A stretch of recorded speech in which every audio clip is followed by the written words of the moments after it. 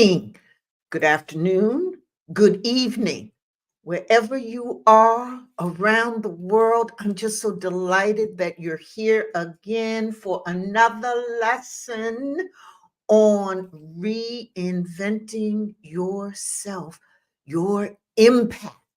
Yes, and all this week, we've been talking about reinventing your image and influence.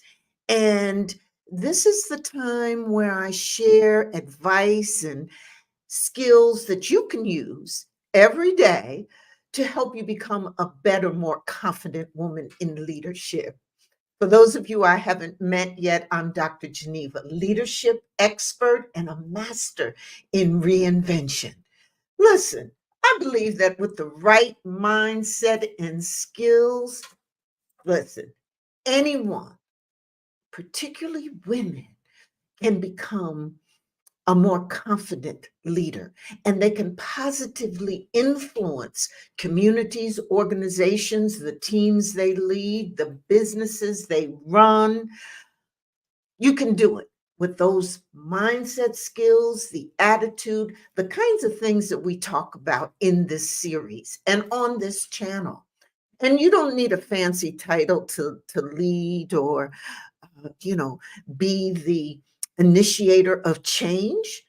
It doesn't matter what you're doing. If you're influencing others, if you have a vision, a goal, you a leader. And so that's what we talk about. And so my goal, speaking of goals, is to turn that influence that you have into impact, greater impact, so that you can do the things that you want to do, encourage others' talents, and make a difference in your community and in issues that you care about. Because when women lead confidently from their strengths, families, organizations, and communities thrive. So today's lesson I am really excited about.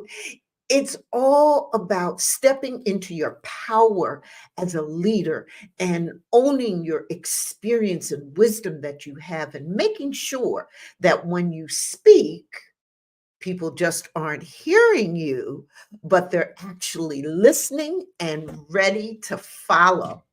It's really about cultivating that rock solid presence and trustworthiness that defines true leadership gravitas. Okay, so that's what we're talking about today, cultivating gravitas and confidence in your leadership. Now, you may be saying, well, Dr. Geneva, what is gravitas?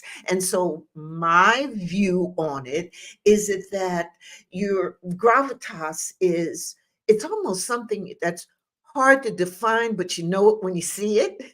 But it's about walking in and commanding presence when you walk into a room that makes people sit up and pay attention. And without even trying, when you walk into a room, people feel your confidence and respect your authority and your presence. And it's not about having the loudest voice so that you yell in and everybody knows you there because how loud you yelling.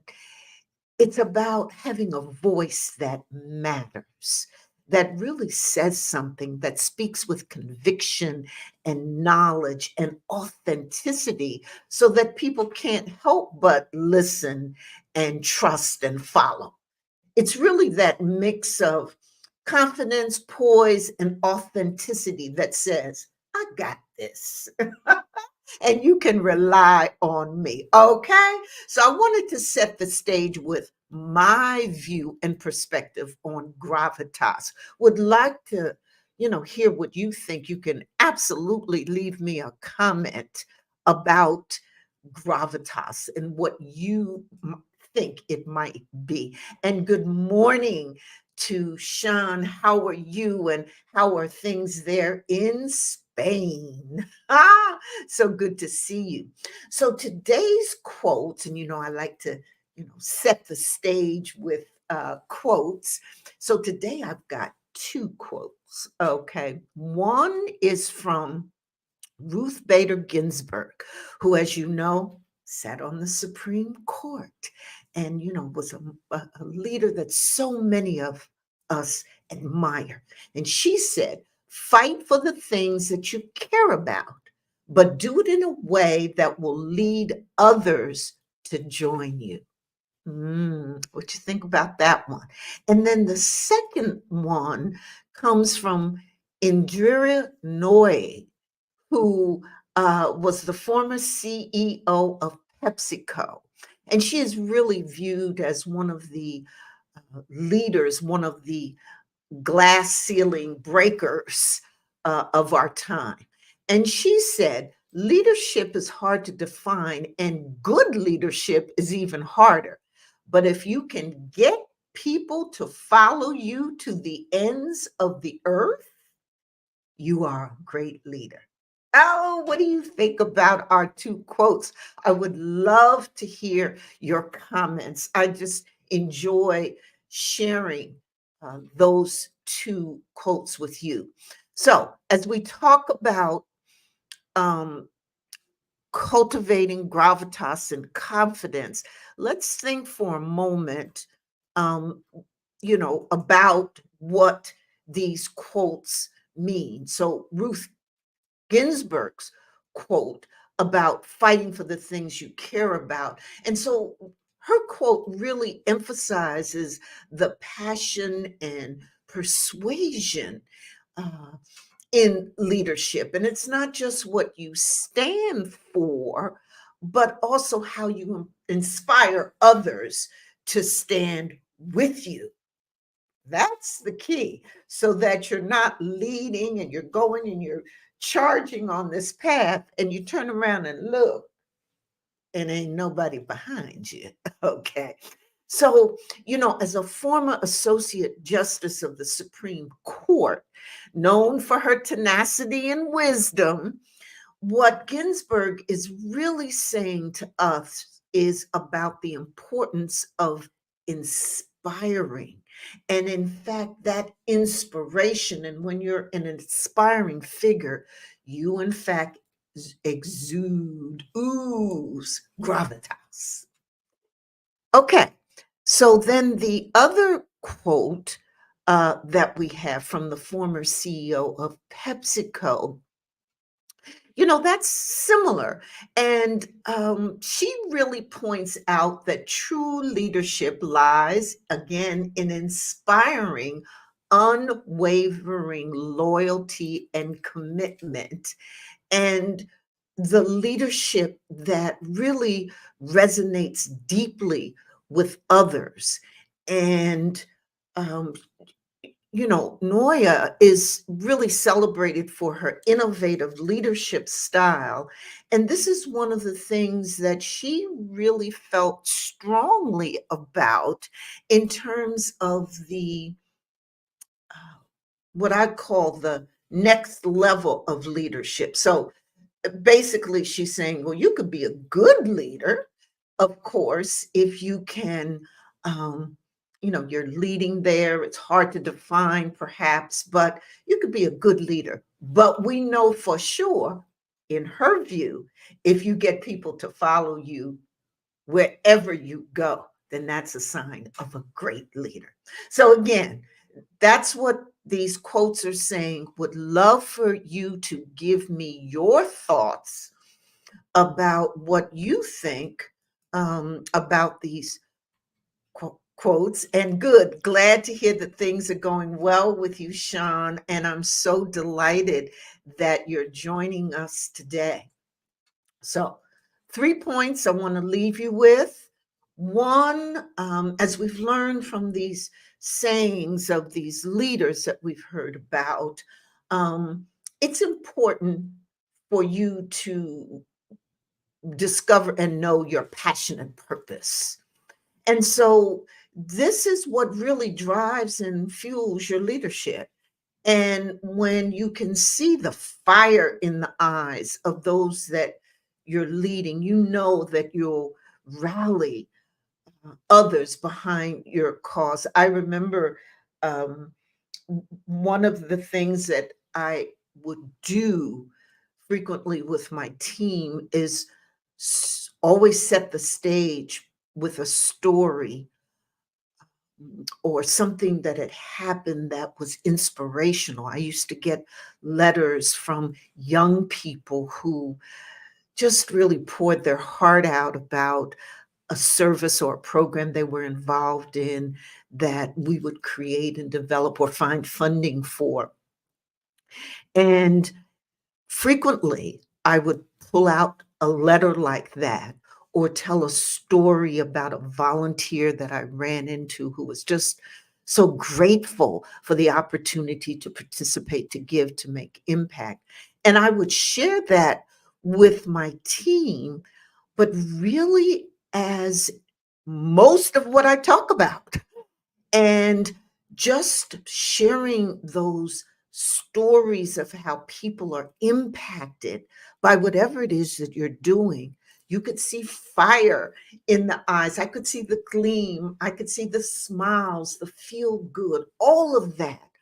Um, just coming out of the people that I worked with who, I was the leader of.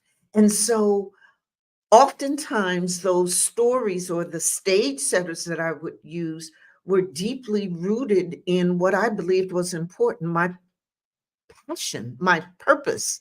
And so having a passionate purpose and articulating it really is inspiring and helps build that gravitas, that inspiration, that trust, that honesty. So, first point, it's important to have and understand and know and identify your passionate purpose. The second is all about inclusivity. So, I really think when Noya talked about um, uh, great leadership is when you can get your team, a group of people to follow you to the ends of the earth.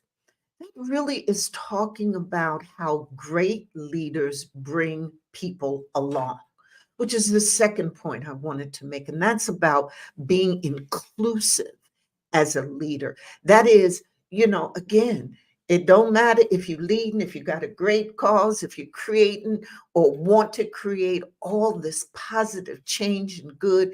If you ain't got nobody with you, you out there by yourself, um, probably not really doing much. And so, really creating a space where your team or your employees, your followers, your board members feel valued and part of the journey is so critical to creating that kind of leadership that inspires and has that sense of gravitas, that authority and authority that we're doing the right thing, that authenticity, and that it's all important. So engaging in open discussions, inviting feedback, articulating your vision, what it is you want to achieve in very clear, understandable ways is how you can include others in what you do and how you're doing. And it helps really, again, raise your confidence level as well as people who are with you, who are supporting you, who know and like and trust you. And then the third point I want to make is on that subject of trust. Again, both um, Ginsburg and Noya, in their quotes, talk about, and let's look at them quickly one more time. Um, Fight for the things you care about, but do it in a way that will lead others to join you. And how the leadership is hard, but if you can get people to follow you to the ends of the earth, you are a great leader. And so this last point I want to make is about building that trust and loyalty and how important that is in terms of cultivating your gravitas as a leader, that confidence as a leader, because trust is really the currency of great leadership. And throughout my um, 4-decade career in nonprofit and then transitioning into my own business, uh, consistently being a leader, one thing is real clear, that that trust matters because it engenders loyalty, and people know, like, and what? Trust you, and how important that is. And really, how we do that is by being consistent, keeping our promises, showing our followers, teams, employees, staff, that we're with them through thick and thin, that, even when the times get rough. And let me tell you, as a leader and having been in so many different situations, many times were tough and challenging, painful, difficult. And through all of that, how you stand, how you act, what you do when times are tough is a real indication of not only who you are, but who you're going to be when times is good. And so having that um, trust and loyalty of the people who work with you is gold. It really matters. It's gold. And for you, as you know, becoming even the more confident, impactful leader that you are, it's just so critical and essential about that trust and loyalty. So I wanted to talk about these core elements of gravitas and confidence and leadership. And it involves again, the building of trust and loyalty, having a passionate purpose, being inclusive, and including everyone into this grand vision that you have as a leader and how you're going to execute it. Because when you carry it out, you got to have folk with you. Going by yourself ain't gonna work as a leader. Okay. So I just wanted to, bring that. And I think the insights from both Ginsburg and Noya really remind us that leadership is as much about igniting passion and building trust as it is about making decisions. Okay. So let's keep these qualities close to our heart. And this week, what I'd like you to do is I do want you to reflect on your leadership style. Do you have the passion? Are you leading with that passion? Are your actions inviting others to join you with your vision? And so think about that, and, you know, try to identify one thing that you might work on to change. Remember, leadership is a continual journey of growth and reinvention. Okay? So, enjoyed being with you today. And always remember to be the leader only you can be. I'll see you next time.